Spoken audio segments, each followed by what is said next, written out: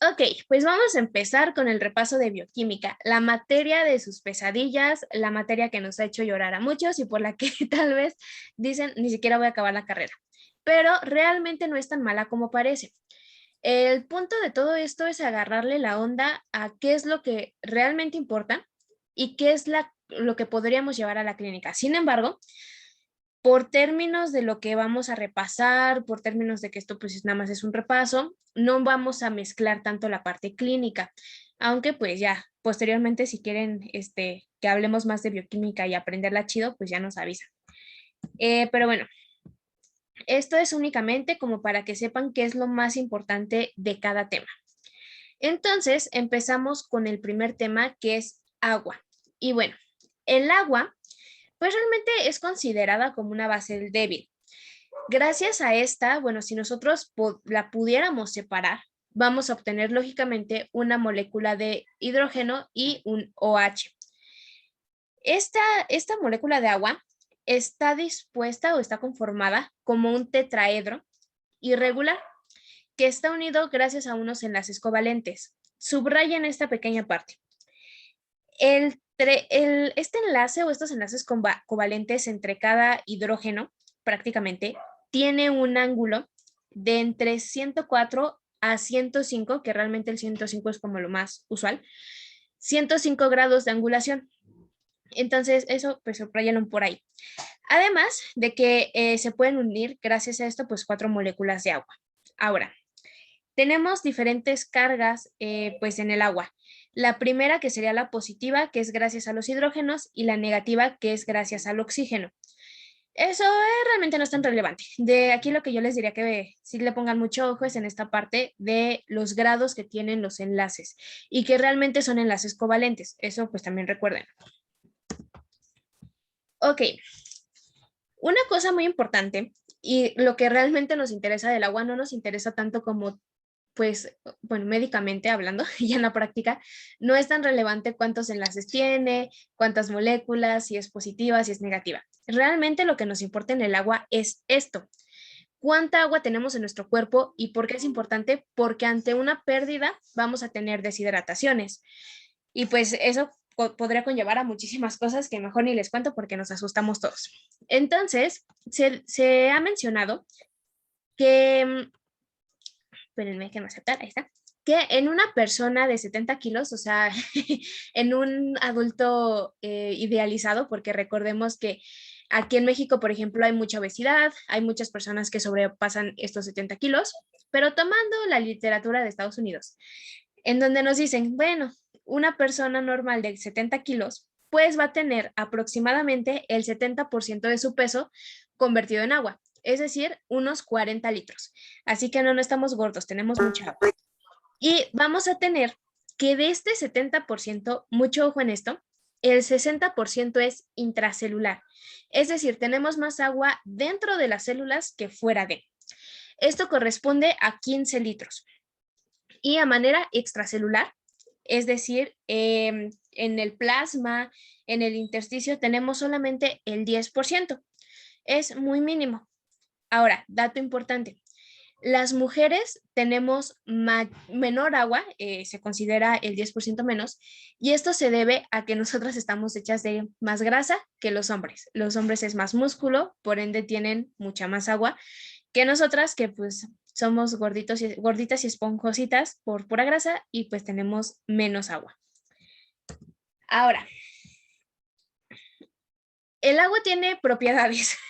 Y de esto, yo sé que a lo mejor en algún punto dicen, basta ya, o sea, como que, ¿para qué quiero saber yo cuál es la viscosidad o cuál es el calor específico? Bueno, realmente en la práctica médica no es tan relevante, pero sí debemos de saber que existen pues muchas propiedades.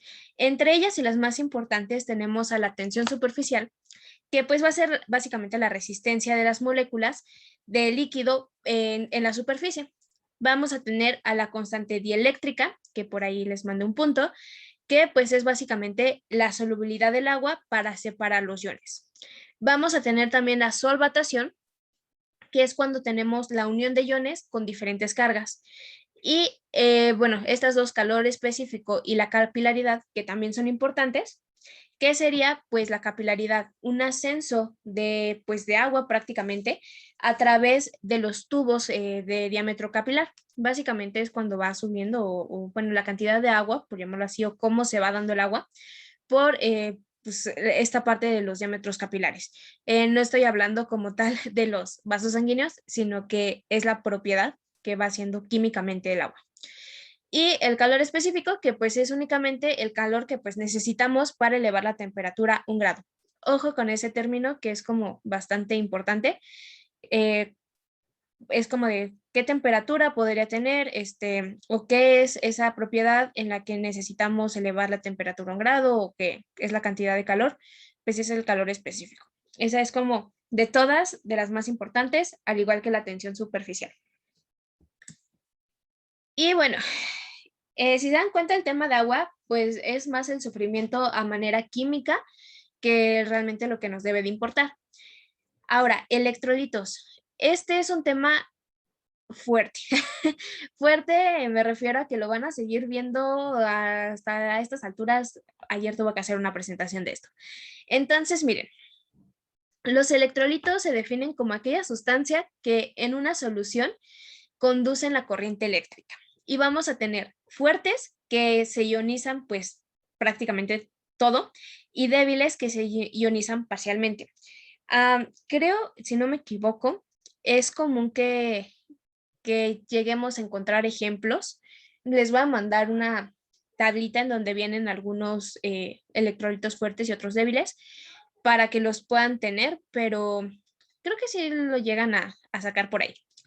Ok, lo que sí, subrayanlo, anótenlo y pónganle un tachecito rojo o no sé, enmárquenlo y péguenlo en su casa como, no sé, una foto más, es los tipos de electrolitos que hay tanto extracelular como intracelular. Ustedes ya recordarán que tenemos muchos electrolitos, que si el potasio, que si el cloro, que si el calcio, el magnesio y el sodio, por ejemplo. Cada uno de estos pueden ser cationes o aniones. Aniones los que tienen el signo negativo y cationes pues los que están positivos. Entonces, estos dos subrayenlos. El sodio es el principal catión extracelular. Ojo ahí, subrayen el extracelular y catión. El cloro es el anión principal extracelular. Ojo con eso. El potasio es el principal catión intracelular. Esos son como los más top que hasta la fecha a mí me siguen preguntando. No hablemos de en qué situaciones, pero siempre lo preguntan. En cualquier circunstancia que veamos electrolitos, siempre es saber cuál es el mayor. Recordaremos, y nada más como dato, que el sodio ronda entre los 135 y 140 miligramos sobre decilitro. Los demás, el potasio y el cloro, pues están por debajo de los 50 incluso. El sodio es el más abundante que existe en el cuerpo. Ok, eso es de electrolitos. ¿Hasta aquí tienen alguna duda? Pregunta. No, no, gracias. Va que va. No, gracias. Va que va. Los amo mucho. Son muy inteligentes, ustedes pueden. Ok, tenemos la parte de equilibrio ácido-base que también se los juro, y no es porque les diga mentiras, se los juro. Estos tres temas principales de bioquímica se preguntan hasta la fecha. Bueno, hasta la fecha de mi carrera, o bueno, de la carrera, 7º semestre. Entonces, vamos a tener que el equilibrio ácido-base va a ser diferente. Bueno, vamos a tener dos. Los ácidos que van a ser los que van a ceder protones y los base a aceptar. Subrayan la palabra ceder y aceptar porque pues a veces nos confundimos, ¿verdad? Entonces, estos tanto ácidos como bases se pueden, al igual que los electrolitos, categorizar en fuertes o débiles. Estos también hay ejemplos, se los voy a mandar también por fotito. Los fuertes son aquellos que se van a disociar por completo, es decir, que cuando los dividimos, pues ya no se forman nada, o sea, quedan pues ahí nomás moléculas volando. Y los débiles es los que se disocian de manera parcial, o sea, no es como que tengan una totalidad. Ahora, de todo esto de equilibrio ácido-base, en términos de básicos, debemos de saber que primera, el pH en el cuerpo va a cambiar dependiendo del sitio en el que, en el que estemos. Por ejemplo, el más clásico es el pH del estómago, que aquí, por ejemplo, viene de 0.87 a 3, aunque en realidad el promedio es de 2, 2.5. El pH arterial, ese sí es extremadamente importante. Tenemos que va más o menos de 7.35 a 7.36, aunque puede variar. Y el venoso llega hasta 7.45. Tengan cuidado, no se confundan porque realmente sí cambian arterial y venoso. Hay quienes dicen que no, pero sí, sí cambian. Ok, todo este equilibrio ácido-base, o en sí el equilibrio ácido-base, lo que nos va a ayudar es pues a mantener ciertos pHs, como les digo, en el cuerpo, en ciertas zonas. Ahora, hay ocasiones en el que el pH puede subir o puede bajar, y esto se debe, y no sé si viene acá, no, no viene, pero ustedes, si no me equivoco, lo tienen que haber visto. Esto va a depender de situaciones como el bicarbonato. Depende también mucho de lo que es la presión de CO2 y a veces incluso de la presión de oxígeno, aunque esa no se considera un rango estudiado, sino que nada más es pH, HCO2 o bicarbonato y presión parcial de CO2 o la PCO2.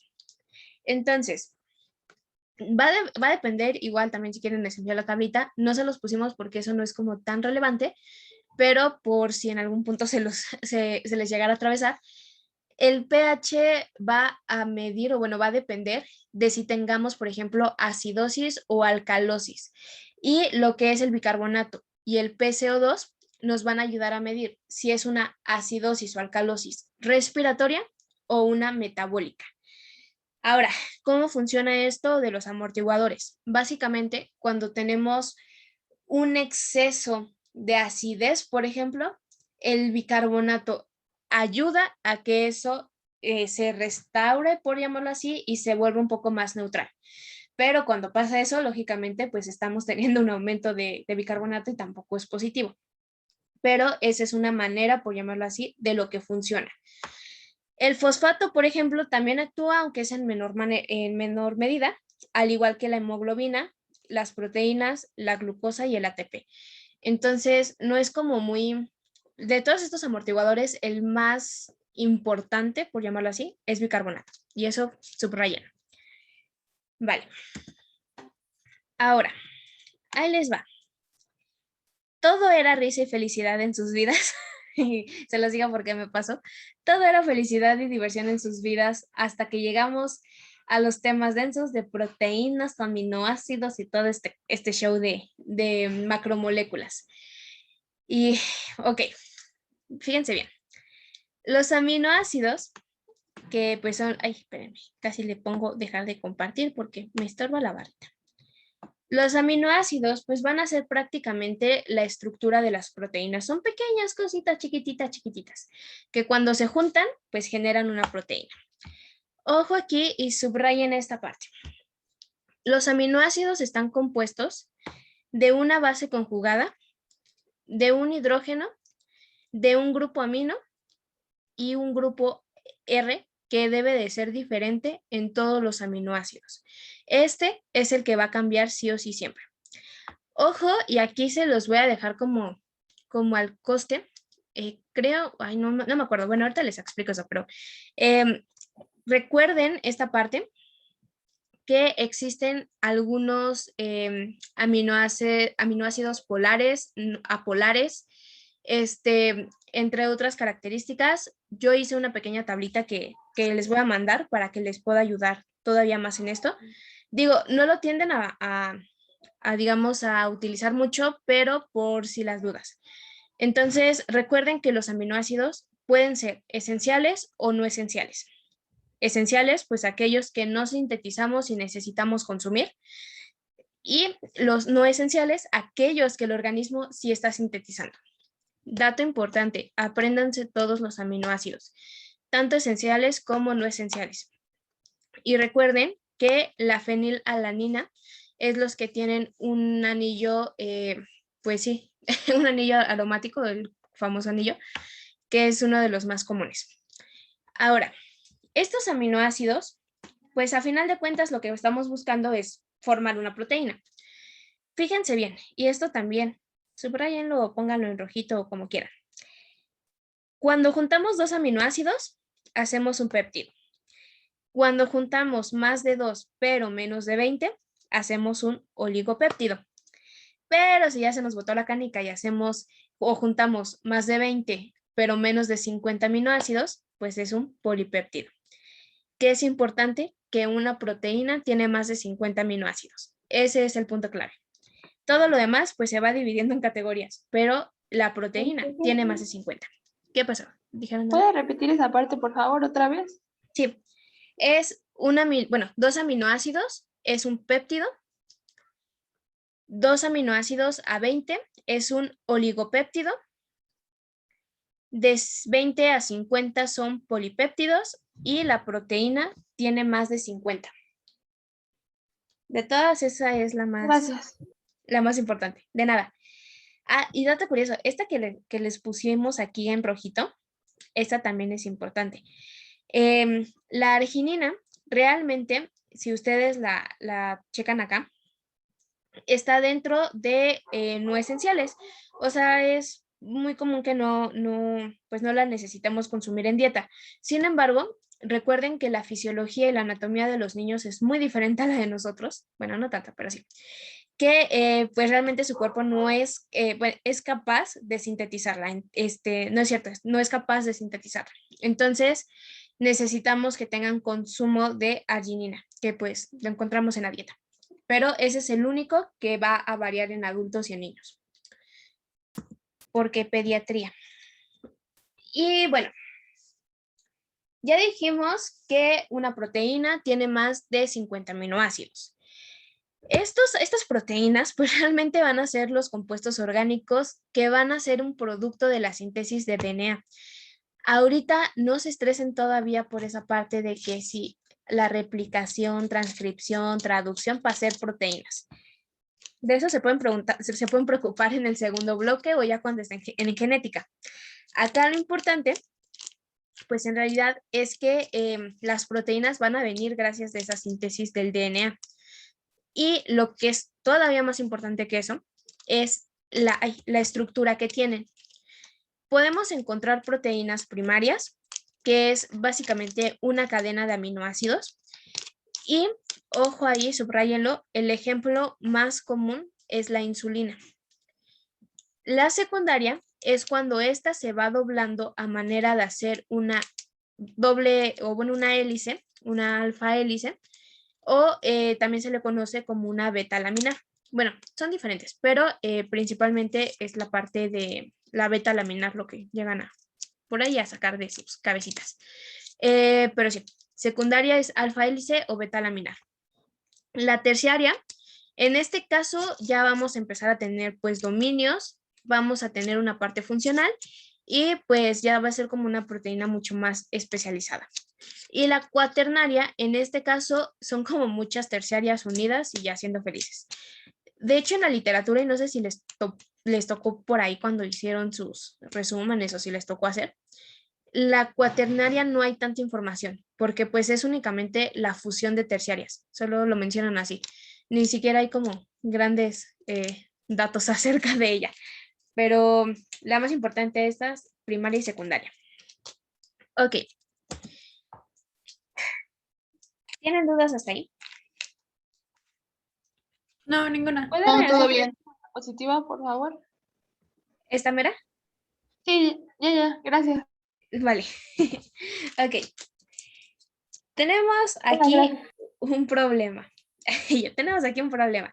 Y no es un problema de nosotros, sino es un problema de todos los estudiantes de medicina, que siempre que tocamos el tema de enzimas y de inhibición, valió cake todo. Este es el tema más difícil que yo creo que nos cuesta a todos. Entonces ahí les va de manera sencilla para que me puedan entender. Y también entiendan el tema. Ok, fíjense bien. Las enzimas están conformadas, o bueno, las enzimas tienen en sí un sitio activo. Este sitio, hagan de cuenta que es como la silla, vamos a llamarla así, de los sustratos, que realmente los sustratos pues son aquellos que se van a unir pues a ese sitio activo. Si se dan cuenta es como muy redundante porque es, el sustrato se une al sitio activo y la enzima tiene un sitio activo. Entonces, pues, ¿qué demonios estamos hablando? Bueno, vamos a imaginarlo esto a manera de un ejemplo muy random, pero pues yo creo que sí les va a furular. Fíjense bien. La enzima lo que va a hacer, o vamos, lo que está esperando es al sustrato para poder hacer una función. ¿Qué función? No sé, no me importa, la verdad. Pueden ser muchas. Puede ser una sinapsis, bueno, no como tal una sinapsis.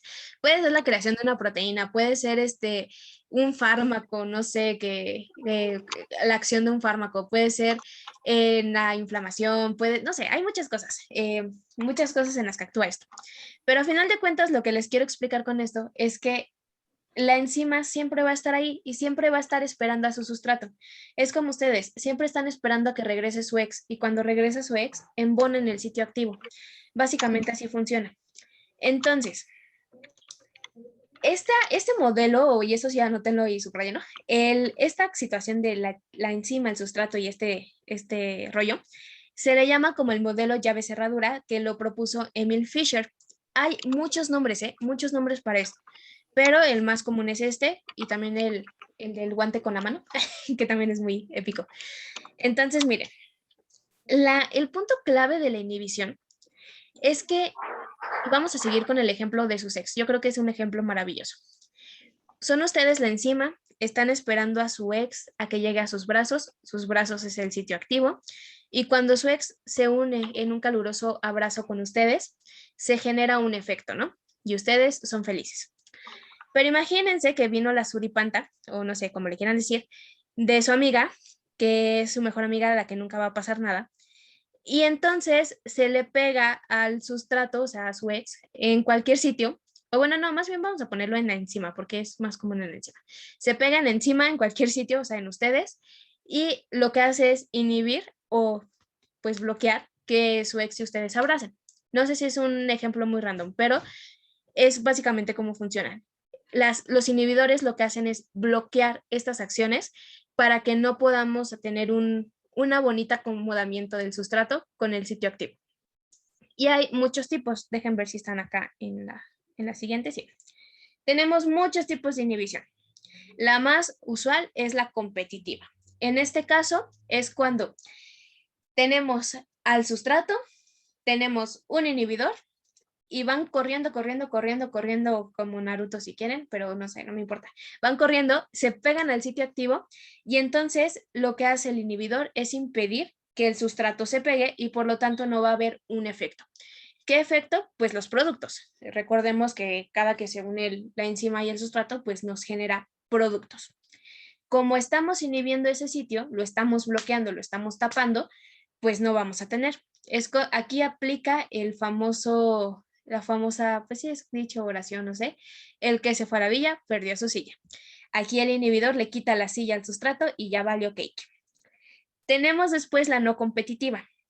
En este caso, el inhibidor dice, ay, sí, cámara, adelántate. O sea, qué flojera correr contigo. Tú adelántate, tú haz lo que quieras, pero lo que hace es unirse a la enzima, a cualquier lugar de la enzima, y cambiar el sitio activo. Entonces, bueno, más bien no cambia al sitio activo, más bien cambia la enzima y por lo tanto el sustrato ya no embona.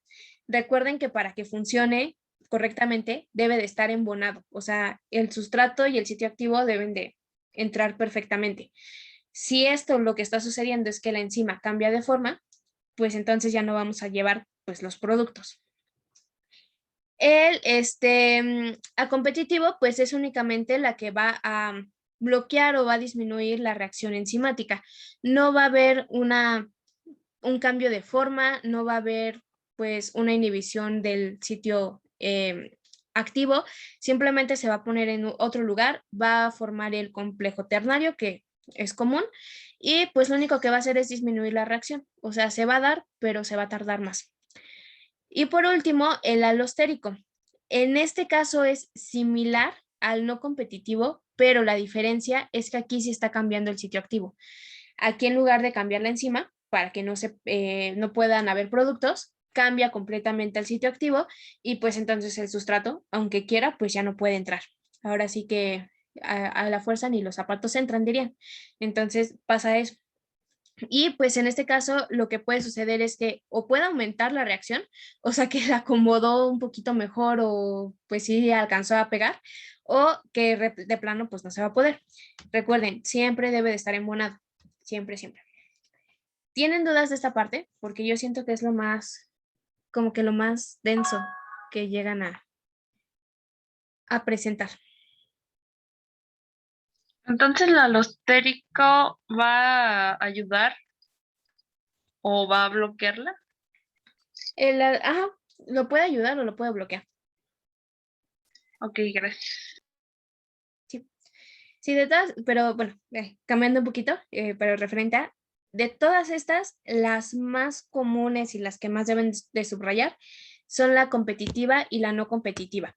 Son como los ejemplos más clásicos que tenemos. Pero pues sí, igual, sepan los otros porque cuando lleguen a Pharma lo van a volver a ver. Jeje, spoiler. Pero bueno, vamos a seguirle porque si no, bueno, ya casi acabamos. Vamos a checar esta parte de los carbohidratos. Los carbohidratos, pues son básicamente hidratos de carbono. Y ojo que uno pensaría, ay, los carbohidratos bien X, no pasa nada. Glucosa, no, ¿qué creen? Hay un buen de patologías y sobre todo en los bebés asociadas a los carbohidratos. Entonces, estos sí son los más comunes que debemos estudiar. Estos son la principal fuente de energía. Imagínense, si tenemos una disminución o una patología en la que los carbohidratos no se produzcan o no puedan funcionar, pues vamos a tener una baja de energía y podríamos llegar a situaciones muy feas, como lo es una hipoglucemia y bueno, no tan rápido, pero sí podría llegar a morir el bebé. Pero es nada más para que asocien porque es importante saberlos.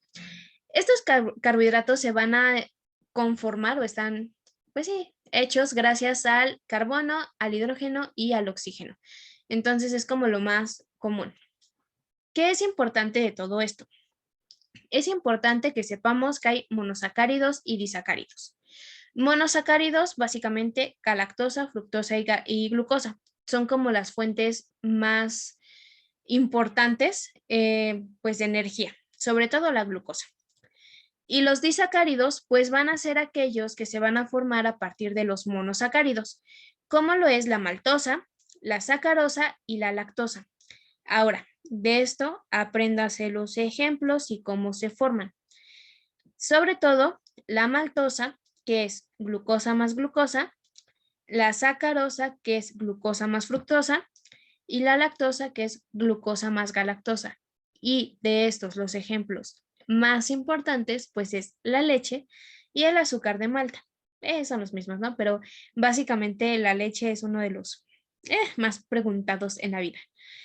Y bueno, les dejamos ahí abajo las configuraciones ya como tal químicas, cómo está la estructura, pero pues realmente no es tan relevante. Ok, existen los famosos epímeros de la glucosa. Estos epímeros es prácticamente cuando tenemos similitudes de la glucosa en, por ejemplo, la manosa y la galactosa. Ahora, esto subrayenlo. En la maltosa, el epímero está en el carbono 2 y en la galactosa está en el carbono 4. Esos son los más importantes, sobre todo el 4. Ese, pónganle ahí un asterisquito rojito. Pero sí, básicamente es cuando tenemos composiciones o tenemos similitudes, pues en glucosa. Ok, creo que hasta aquí llega la presentación. Ahí les va. Em, Esto va a depender de muchas cosas, pero algunas veces llegan hasta lípidos y en algunas ocasiones llegarán a ver hasta rutas metabólicas. No se estresen. Yo les acabo de poner lo más importante, pero de todas maneras y a manera de ¿cómo se podría decir? De no de la página de nosotros, yo les voy a enviar otras cosas que les pueden ayudar. Porque bioquímica, yo insisto, es como la cruz y la penitencia de todos los de medicina, no nomás de ustedes, de todos. Se los pusimos, insisto, hasta aquí por temas de que pues realmente en nuestro caso fue hasta aquí, pero posiblemente les vayan a aumentar a ustedes. Antes de pasar a esos temas, ¿tienen ustedes alguna duda de lo que acabamos de revisar? ¿Puedes regresarle a la diapositiva de los disacáridos, por favor? En esa mera. Yo tengo una pregunta. ¿Los epímeros qué eran? Los epímeros, pues básicamente es cuando están, bueno, a ver, espérame, deja que, ¿ya le puedo cambiar? Sí, ya, gracias.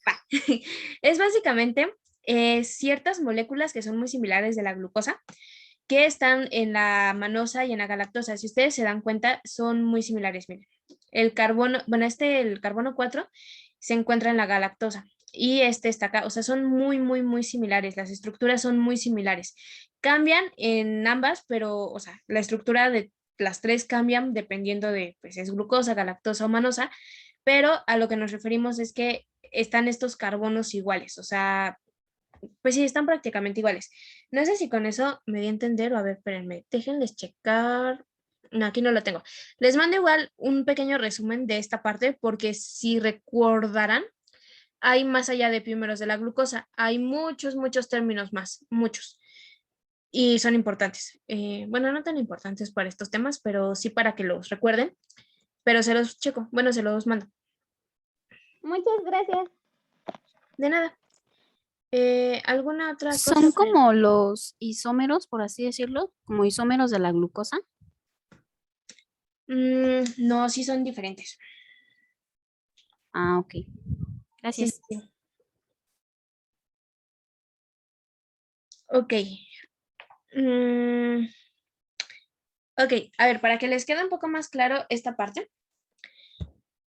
Los epímeros, para que no se revuelvan con los términos, los epímeros son las similitudes que tienen con la glucosa, por ejemplo, pero, o sea, ustedes a simple vista, nada más para que me digan, a ver si me están capiscando el punto. A simple vista, ¿qué es lo que notan diferente tanto de la manosa como la galactosa de los carbonos 2 y 4 que están señalando?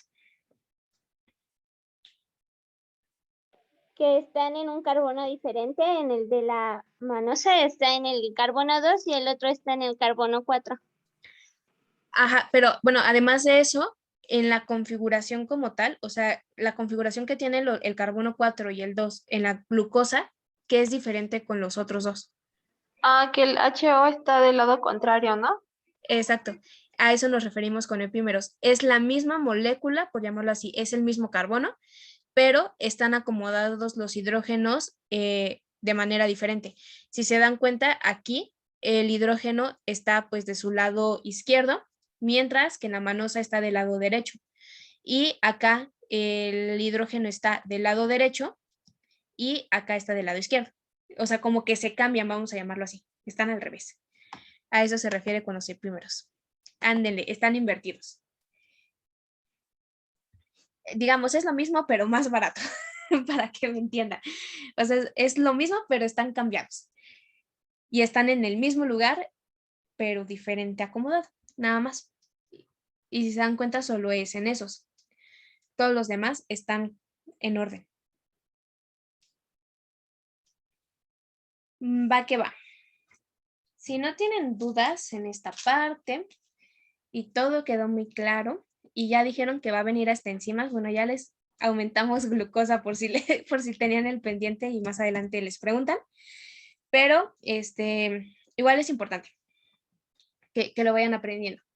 Entonces, si no tienen más dudas, hasta aquí dejaríamos la grabación. Espérenme, porque nunca la tiene.